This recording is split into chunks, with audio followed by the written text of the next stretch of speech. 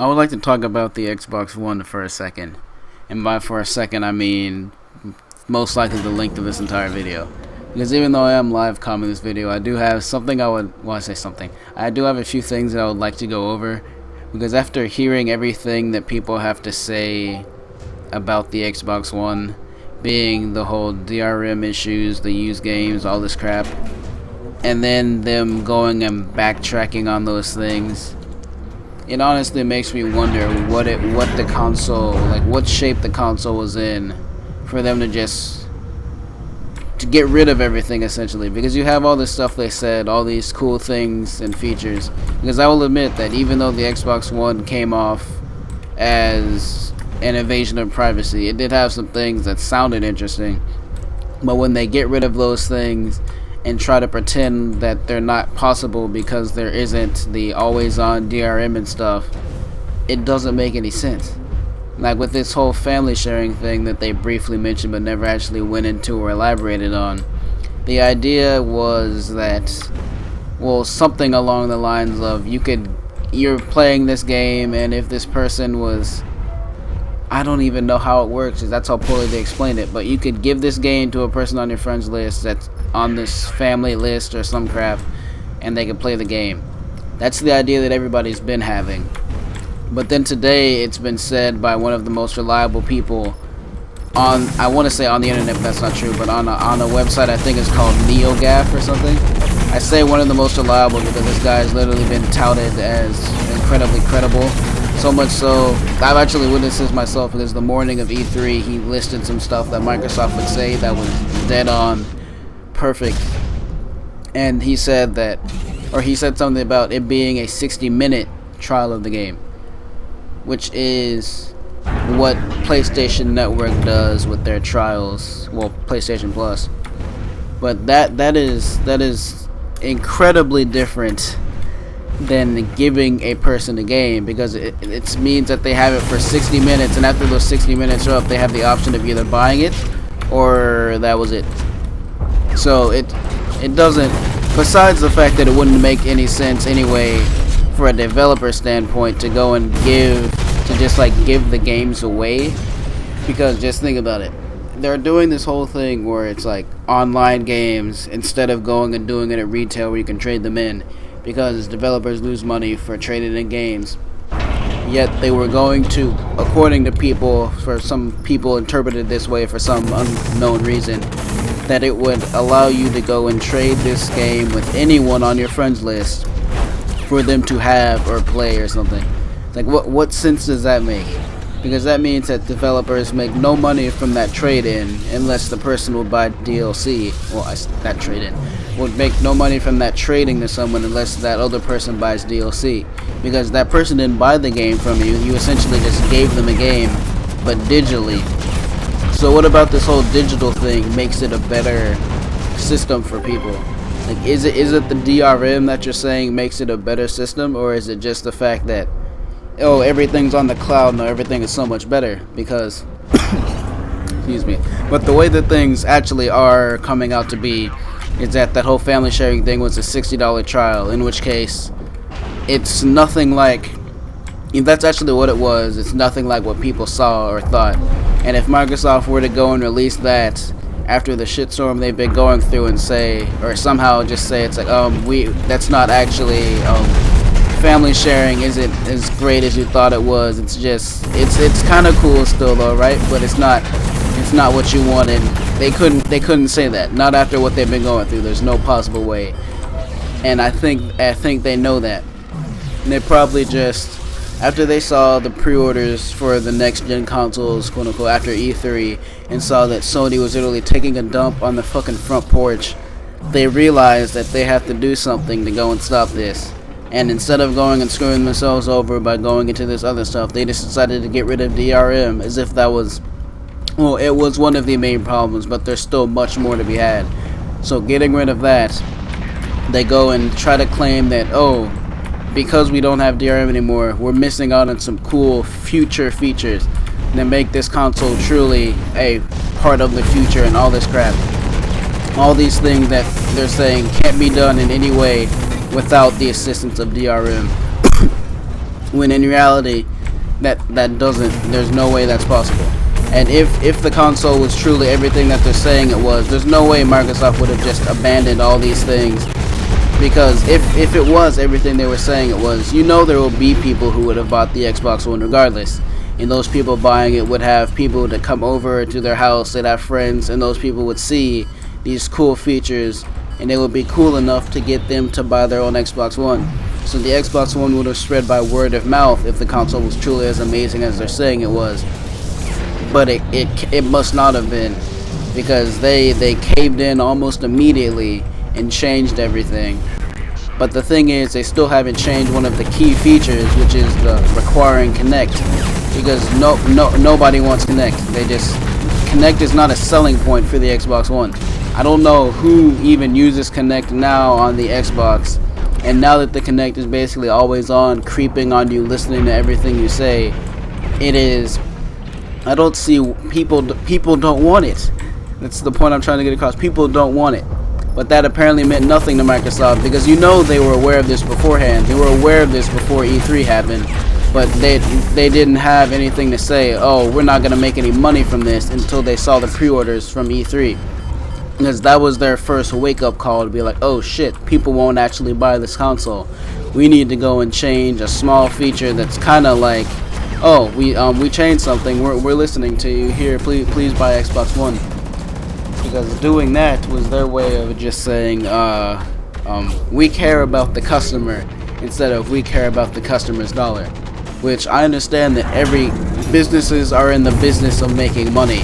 They don't care about the consumer. It's their money that comes first. I understand that. But the fact is, it's not like the complaining had been a recent thing or had been a new thing. People have been doing that since they heard about the DRM and Microsoft little Xbox conference. People have been doing that for a long time. It's just they waited until E3 and saw that people weren't pre-ordering their console, or they wanted to change it. And again, in more reality, it probably had something else to do with developers themselves seeing the reaction to Xbox One and being like, oh shit, we just fucked up. We sided with Xbox on it. We sided with Microsoft instead of siding with Sony. And if this is the way it's going to be with the next gen, that means we're going to lose a lot of money with the people who won't buy an Xbox. And that was probably another wake-up call to Microsoft themselves. Like, not only are we going to lose the customer, we're going to lose the developers and the exclusives and all these things. We need to go and change something. And that something may be enough for some people, but there's also the fact that it doesn't even seem to be clear exactly what's going to happen.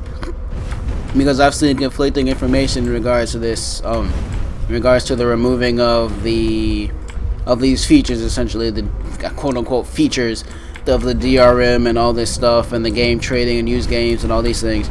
And I've seen it in multiple ways. Essentially, I've seen it as they're going to make it a patch, to where it may or may not even be a day one thing, but it'll come eventually. They'll get rid of this. And I've seen it as they're going to go and change it. Like, basically they're going to go and try to go and do it soon-ish, or they're going to do it before the console comes. Like, all this stuff that isn't complete, isn't official, that's just been said. No one knows what's going on with the Xbox. No one does. Not even people who work for Microsoft seem to understand what's going on, because you have these PR people who are just going out on Twitter and saying things. Because even in the beginning, people would give conflicting information, and there would be no definitive, yes, this is what's going to happen, no, this is not what things are like. It's always just been a, we'll see, or something broad that made no sense. And just, they need to go and basically get their shit together, is what I'm trying to say. Because it is no secret that Microsoft essentially won this quote-unquote console war for this generation of consoles with the Xbox 360. Because the Xbox 360 wasn't a superior console, but it had superior capabilities, I guess to say. And that Xbox Live was better in most ways than PlayStation Network. And I say this as a Sony fanboy, that Xbox was better in many, many ways. But with the way that things are looking, it doesn't seem like it'll be that way this next generation. Mainly because Sony knows exactly what they're doing with this. they handled E3 in almost I think the best way that it could possibly have been handled. Basically almost giving Microsoft the finger, and everything that they were getting flack for, Sony just said, we're not going to do that, we're going to do what you guys want, we're going to be for the gamer, we're not going to do all this stuff with TV and etc. Sony they handled everything incredibly well, almost flawlessly the entire way through. Hell, they even announced Kingdom Hearts 3 as a thing. They did everything that they possibly could to go and show that this is what the future will look like, quote unquote, with the PlayStation 4. But that's the thing. Even then, even with all these announced games, the future is still very vague in regards to next generation consoles, because this is probably the most low hand. I don't know. Like, this E3 just seemed cheap, and not cheap, but dirty, I guess to say, because it's like every developer is trying to go and hide something. Because there were a bunch of games that usually, I remember it seemed like this way last year. All the games that were multi-platform, they told you they would be multi-platform. They told you that it would be on these consoles and that you could get it, blah blah blah, whatever. They didn't say shit like that this year. Like, there was no way of knowing. There was absolutely no way of knowing what game was going to be on both consoles or whatever, because nothing was said about it. Like, there was just basically, if they didn't say it was exclusive, it was on both consoles. But of course, people aren't going to listen for that. They're just going to see, oh, they didn't say it was going to be on the other one, so it's probably just going to be on this one. And that's a problem. Because back to the guy that I mentioned before, who was like the reliable source, I remember reading that morning what he had said, and he put that Microsoft had, what was it, basically that they had paid developers to not mention that it would be on PS3, which, again, it isn't like that's not something they would do, because again, you got to think, they at least, even though they don't want to admit it, they were aware of the fact that they were not being loved at that point. They knew what was going on in regards to like just the internets and their reaction to their stuff. So they knew that they needed to go and kick E3 up a notch and only show games, not mention Connect, and do everything right. So their way of doing that was basically just get all of these games to appear and then not talk about any of them being on the next console. So people thought that they have to go and get the Xbox to have these experiences. And that's frankly not true. And that is, it's bad that they didn't say it, but it's good that it isn't. That basically all the games that they had on there, it didn't seem like any of them were really, truly Xbox only. Because the only ones that I could think of that it seemed like they said were Xbox exclusive were Titanfall, Halo 5, Dead Rising 3, and I honestly can't think of any more. The thing is, out of all of those, the only one that I even remotely cared about, Titanfall, is apparently going to be on PC, in which case, I'll buy the game on PC and play it. Which is, again, something they probably didn't mention because, again, people don't like the Xbox One. People they don't like it. They don't like what it's been doing at all. And by even hinting at the fact that, oh, you can get this experience from something else, would have been terrible for them. Would have been just, again, completely awful, because again, they need to go and make everybody think that this is the Xbox. You're gonna have to go and get the Xbox to play this. If you don't have the Xbox, you can't enjoy this. And they did a pretty good job of that at E3. They really did.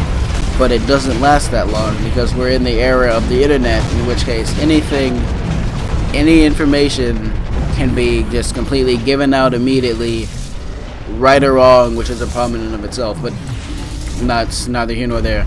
But basically everybody was able to call them on their bullshit immediately, in the same way that people will call, like during the presidential election and stuff, and all those little addresses, they'll call them on their bullshit with these fact checkers almost immediately, because anything you say will be checked upon and just like fixed and all this stuff, which is an incredible thing. But I'm getting off a topic. My point is, I don't know what the fuck Microsoft is doing, and nobody does, and that's a problem. It's not good that this console is remaining a secret, or this much of a secret, with roughly 6 months left until it's released. Well, not even 6 months. That's not good. If nobody knows what is going on with this console before it's even like this close to release, that's very, very bad. Especially because it means that there will be almost no competition for the PlayStation 4. Which of course I'm happy because I plan to get PlayStation 4, but that's bad because competition always helps things.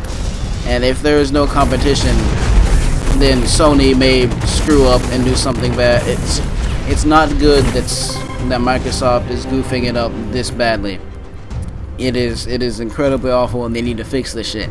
Because if Microsoft doesn't pick up their stuff, then that means a lot of bad things. Because Microsoft actually has some rather good games that would end up being screwed over if they continue to be as shitty as they're being. And I mean, it's Microsoft, so it's obvious that they care about money, but they could. I don't know. It's hard to tell if they even had the good intentions in mind at the time, or if they were actually just planning to screw everybody over in the process.